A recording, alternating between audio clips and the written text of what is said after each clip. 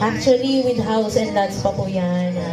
Lots po talaga, lots of house.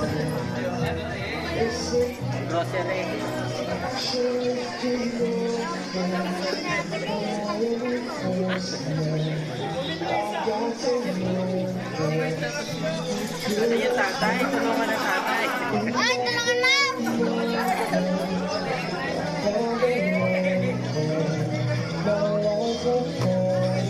Parang pabulot-bulot tayo.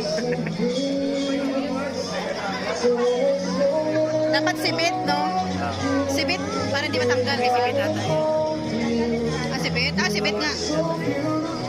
Alright, ladies and gents, congratulations once again to our newlywed. Palakpakan po natin ang lahat din po ng